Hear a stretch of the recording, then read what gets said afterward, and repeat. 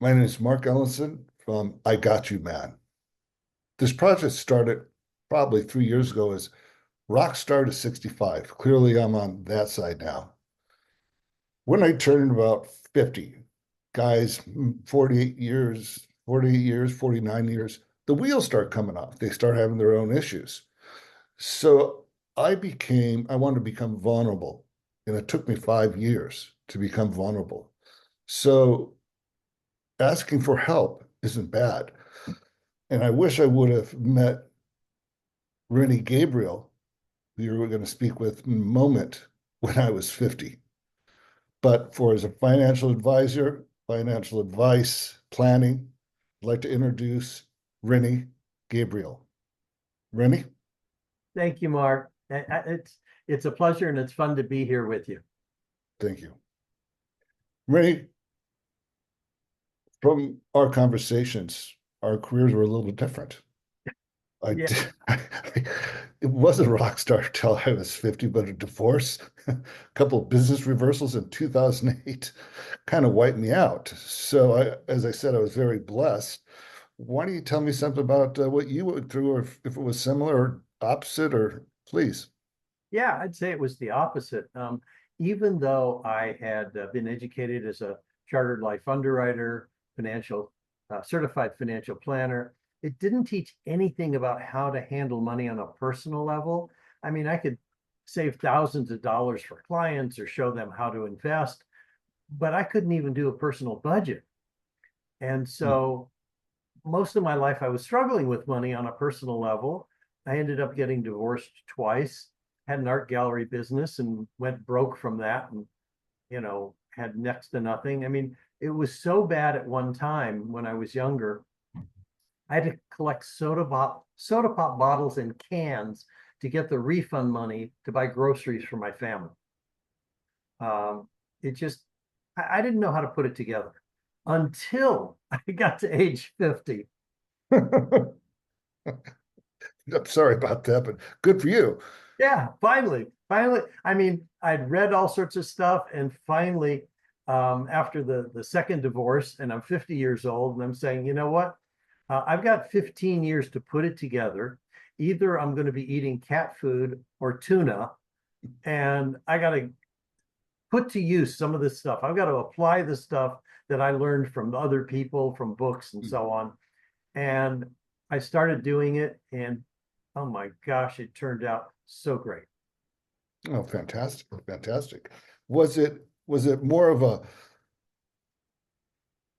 was it a long-term plan you developed at first, or was it a short term? So you had to quit doing cans, or how did you come about to? I mean, you have to be humble. You have to be willing to do what you got to do. You Yeah. can't come home with nothing. Oh yeah. No, I remember running out, driving an hour away from my home to sell open close signs to businesses, and then taking that cash and going to the bank to pay my mortgage the day before it would be in default. I mean, yeah, I was doing anything uh, to make money at various times, and that's with all the education I had. I was a college graduate. It's like I wasn't I wouldn't say I was stupid, but when it came to, I guess, having the correct attitude and the correct structure to handle money effectively, it was missing.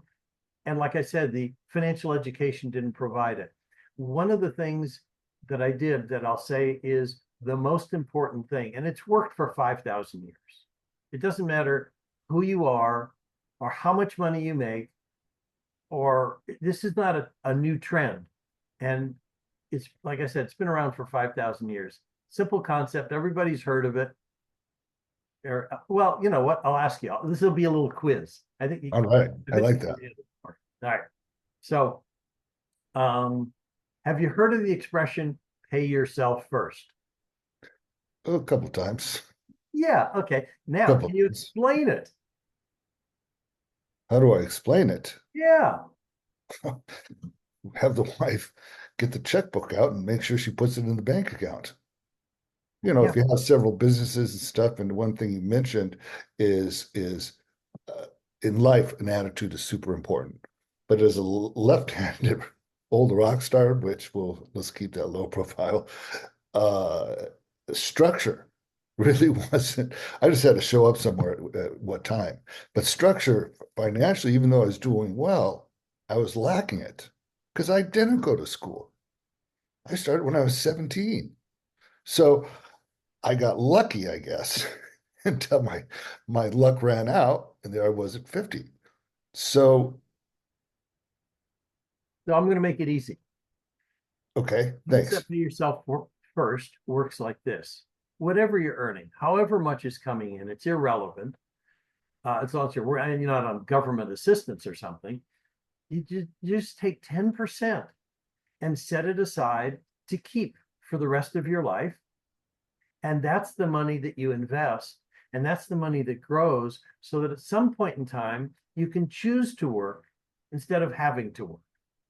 It's Mm, just, that's it. So at age 50, and I wasn't making a lot of money. I was coaching other business owners, CPAs, and stuff like that on how to handle money effectively because I finally figured it out. And I was only making 5,000 a month. I wasn't making a whole lot of money, but I set mm. aside 500 a month. And three years later, I'm 53. I've got a whopping $18,000. Okay, nothing wrong with that. However, that's true. Yeah, age 53, I got 18,000 to my name. But I'm married for the third time, and she had this realtor who said, Rennie, you should buy this little 3-unit property. Well, $18,000 doesn't cut it, not in Los Angeles. No. So my wife put up 18,000 and the realtor said, this is such a good deal. I'll put in on 36. And the three of us came up with the down payment. Now I could have used that 18,000 to pay off my credit cards, No, no, no. but I invested in real estate instead. And that turned into 125,000 in 5 years. And then we took advantage of the law where you can do a tax deferred exchange. And that 1031. Yeah. building got us a 15-unit building. From one property to a 15-unit building? Yeah, Nice. yeah. Okay. And then I borrowed more money along the way and made down payments with my wife and the realtor. And in the next 5 years, went from that first 3-unit purchase to 47 more units. Boy, do you still have those units? We started selling off. I did triple net leases, oil and gas investments, but I went from age 50 broke to age 58 with multi-millions. Wow, that's quite impressive. One comment I would have, I don't know if you agree with it or not, but Rennie, I would call the Rennie 10% rule. Or the Gabriel method, right? The Gabriel method, the Well, let's steal Gabriel, something that's 5,000 years old and has no copyrights. Yeah. we'll do a poor man's trademark on that. Well, that's um, Rennie, does timing have anything to do with it? In a way, it did with the real estate because this was like 2001 starting over, and real estate was reasonably priced. And the next 5 years, it started growing very fast. So I lucked out from that standpoint.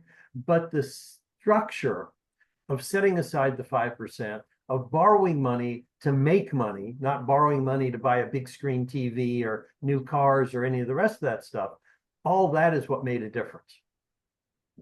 And, we didn't buy stuff that was like pride of ownership. We bought stuff that was mismanaged and had deferred maintenance, and we put in the money to turn the properties around so we could raise the rents, which raised the value, because apartment buildings are valued based on the rents. It's not like a house where, ooh, look how pretty it is. I love that color, or, whatever. Well, there is a term for that with banks where you can turn in a pro forma of the rent will exceed the payment of your loan. Yes. What's that term again? Um, Debt service coverage ratio. An LTV? No, DSCR, and you've got to have at least 125% of the loan payment before they'll consider loaning money on the property. Yep, depends on where you're at. Yeah. But Yeah, that's really real estate, and a lot of business owners I know who do fantastic. Always pull me aside. They want me all my money in real estate. So they, very successful guys. But that's what they obviously that's what you've done. I was fortunate enough to have enough cash during before I was 50 and enough to like put plenty down on beach houses in Manhattan Beach. Poof, they're gone. Yeah, no, well, Jerry Buss, I mean, who owned the Lakers, who owned the Forum, that's what he did when he started. He Santa said Monica. he said he'd work 6 days a week, and the sixth day is the money he set aside, and he bought apartment buildings. And from that, he ended up buying the Forum, the Lakers basketball, all that stuff. So Jerry Buss did the same thing. I mean, if you look at Mhm. the wealthiest people in the world, that's how they handle the money. That's yeah. Do you know why they call it real estate? Ask me that again. Do you know why they call it real estate, don't you? Because it's not fake. It's real. Same thing. So as you grew, I'm sure your confidence grew, Yes, your mental health grew. yes. Kind of took a couple of jogs once in a while there. So when you're kind of in the a tough place where I was and where you were, it's not fun really doing anything. It's just crummy. Yeah. So I'm really plus you by the way, you said you were 75. 77. Oh, this year, 76 right now. I'm seven. Oh, like a little kid, 76 and a half. Yeah, that's right. Yeah. Or or on their sixth birthday, they said, "How old are you?" 7. So if so your financial planning is for other companies, which I find very interesting because you couldn't handle it personally. It's no offense, sorry, America, but you had to learn or teach yourself to the Gabriel 10% rule and then grow up to with your wife and partners because good attitudes create good attitudes or good businesses, not necessarily. I don't know if they were partners with your wife, but you met a good person, which that's tough nowadays, in my opinion, um, to help you with some guidance. And a real estate person, you're already getting 10% off the top or a 10% discount dealing with her. Yeah. Well, there's something important about when you said finding a good mate. It was very interesting because third time around, I decided I'm creating a list of exactly the kind of person I want in my life. And it had 20 items on it. It had physical attributes. It had attitude. It had, um, spirituality, what the things that were important to me in a person I would be involved with. And then I Mm. ended up meeting Diane, and she had a list of 72 items. But the point is, we both had lists written down of what we were looking for. And one of her top ones, which, I chide her about often, is that she doesn't like guys that are bald. So whoever it was had to have hair. And I lucked out. or or had to be over 5'8". Yeah. Oh, yeah. Her first husband was 6'2". And my previous wives were 5'6" and 5'8". And so I wanted someone in that height range. So she lost a full point from my list because she's only 5'1". Wow, she must be. I bet you she's dynamite. Oh, Hell strong. on wheels. Oh, yeah. Yeah. Don't mess with this lady. No, no, I've learned not to mess with any now.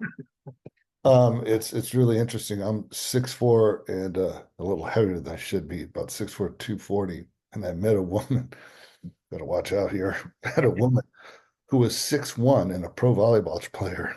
Mm. And so we used to run in Manhattan Beach. And I had to really work at keeping up with her. Now I beat her at the end, or she let me. But that's really interesting. I've never heard of a list of a checklist. That's really good for you. You fit. You Yeah. got And to match. yeah, she knew exactly what she wanted. I knew exactly what I wanted. We compared lists. I think I met like over 40 of the items on her list, and she met 18 and a half on mine. Well, how long was yours? 20. Well, you did good. Yeah, darn right I did good. I'm still thankful. It's been 25 years now. At 50, you started. 25? Yeah. Congratulations on that, by the way. Congratulations. You look healthy, keep up the good attitude. That's what the people, and that's who I'm trying to reach. Say, don't got the attitude. Well, I don't know if I had the attitude, but yeah, I had an attitude. I just made some mistakes. That's all. I can't look in the past or I'm trying to look forward. You always, it's never, what do you say? It's never too late to start. Yeah, right. And one of the things that I learned along the way is there are three what I would call secrets to becoming wealthy, because that's what I talk about. My background's in money. And the three secrets, the number one secret, the biggest, most important is attitude. And what comprises that attitude? It's being willing to take advice from others. It's being Mm. willing to be helpful. It's doing things like paying yourself first, like, the 10%. Those attitudes make a huge difference. The other two secrets, the forms that the wealthy people use. In other words, how do they track the money that's coming in and going out? It's crucial. You got to deal with expenses first and growing income second. And the third attitude is, what are you investing in? It doesn't have to be real estate. It can be triple net leases. It could be cryptocurrencies. It could be stocks. It could be bonds. It could be mini storage facilities. It could be board and care facilities. It doesn't make a difference. People's businesses. It doesn't matter. But you've got to have some control over those investments. You don't just give the money to someone else and hope they do well with it. Oh my Wealthy people gosh. have control over that money. Those I'm familiar with all of those. I'm a derivative guy and that crypto, because it's 24 hours, at least I can take a break, over those 9 hours, there's 8 hours in the stock market. But boy, those 24-hour cryptos, I'm just too old for that. Well, how can I say that with you doing it? But the other one I really always liked is those storage units. Yeah, Just went or uh, their homes, but they call them trailer parks, but you call them homes. Those were really excellent, especially in the South Bay. yeah, Everyone you couldn't lose. But anything can happen. yeah. Uh, the one issue is there's a very, very good friend of mine who actually started my career with my equipment companies. That's where equipment companies, it's not me being that, but equipment companies, real estate, blah, blah, blah. I've known him for 45 years and he had his pension. He sold his beach house. He put it into his house in Altadena. His pensions are great. Very smart man. And you never know because you have to be blessed. But I go, Altadena, I got to call my buddy Harry. I go, Harry. So at 85 and his wife is sick, he didn't have any smart. He barely had enough time to get out of his house. The whole thing just blew through it. So I called him up, and this has been a week or so, and he was a little trembling. I go, Harry, what's going on? He goes, I go, the insurance and all the baloney. I said, just take the money and run. You're 85. You're doing fine. And the stress of dealing with these insurance companies, it's really startled me over the last 2 or 3 days. But something, anything could happen. But do you know what? He's still prepared with his pensions and his other money to still reach well over six figures, just sitting there. Yeah. So, gosh, can you imagine if he didn't have it? Oh, absolutely. And Stuff there's so happens. many people in Altadena that didn't.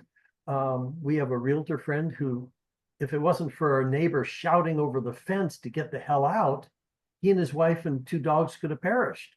So, No. they got up with the clothes on their back. My cousin, who had a house in Pacific Palisades, Mm. lost it. All he's got is, oh, one of the funny things, he had purchased for thousands of dollars a fireproof filing cabinet And you look at the lot that used to have a house on it, and there's a chimney that's standing and this fireproof filing cabinet intact with the papers inside intact. The jewelry melted, but the important papers were still intact. Well, that's a very positive thing. Very positive. Um, Good for him. Yeah. Good for him. And we'll get off this subject quickly, but the there was one house or two houses standing where my friend could see. I go, well, I don't know which is worse because he got a little chuckle out of it. Have it gone or live in, the apocalypse of 2025, was it? Uh, Yeah, yeah, 2025. this year. Right. So which I don't know which is worse. So, but I'm going to see him up in Palm Springs probably in the next 2 or 3 weeks. But the financing, our health, our attitude contributes to our health. Would you Yeah, agree? completely. I mean, So, I've got a good attitude, and maybe that's why I'm as healthy as I am. I like bike riding. I do maybe 100 to 150 miles a month on my bicycle. Um, and, you know, when someone says, Rennie, how did you get here? They want to know if it's either my bicycle or my motorcycle. oh, good for you. You know what? You're young at heart. You have a great attitude. You have a great smile. Keep it up. And again, I wish I'd met you at 50. Because I'd probably be done. I'm doing okay, but I'm not doing great. I want to be great and I have the attitude to do it. And Really, go I ahead. know you can. You're going to do it because you're also being of service to other people.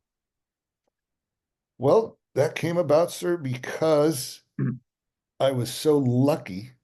Now, I worked my butt off, but I was so lucky to be in 36 countries, 6 continents, and photographing models, race cars, and beaches, and a pizza commercial once in a while.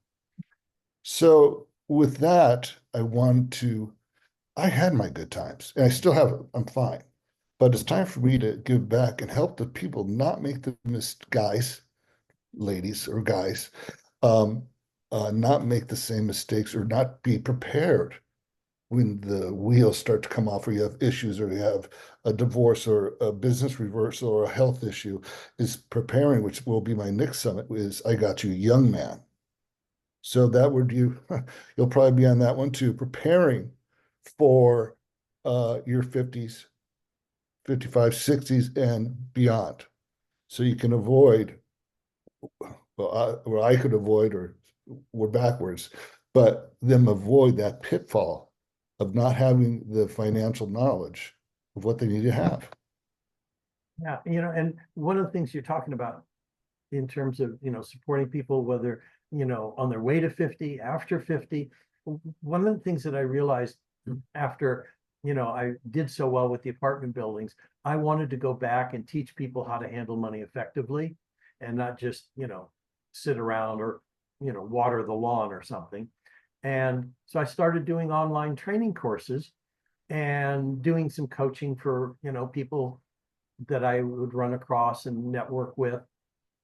And after about 6 months of this, I said, I'm not having fun. I'm going to give it up. I mean, I don't need to do this. Yes, I'm being of service to people, but it's not enough fun. And so what happened is my wife, who is on the board of the charitable foundation for Berkshire Hathaway in Los Angeles, someone brought to her an organization called Shelter to Soldier, where they rescue dogs from environments where they could be euthanized and train them, if they fit, as service animals for soldiers who've come back with PTSD or traumatic brain injuries and things of that nature. And I said, oh my gosh, I've always donated to animal causes and veteran causes.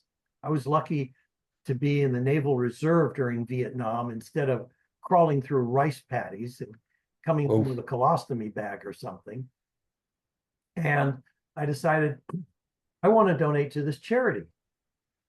And I started donating thousands and thousands of dollars to this charity and said, now I have a reason to continue teaching other people how to handle money because I'm going to donate 100% of the profits to animal and veteran charities.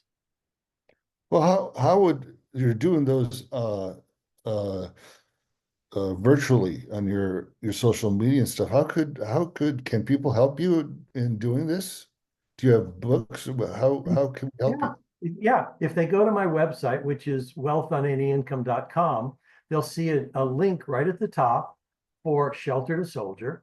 Hmm. If they make a $25 donation, they can get a free copy of my Wealth on Any Income book, which was an award-winning bestseller, which covers Hmm. the attitude. The first third of the book is the attitude on how to handle money powerfully, how to get rid of the stuff that you may have grown up with on money is evil or rich people are bad or whatever you might have heard from your parents. Money doesn't grow on trees. Yes, it does. If you have a ranch, the money's growing on trees.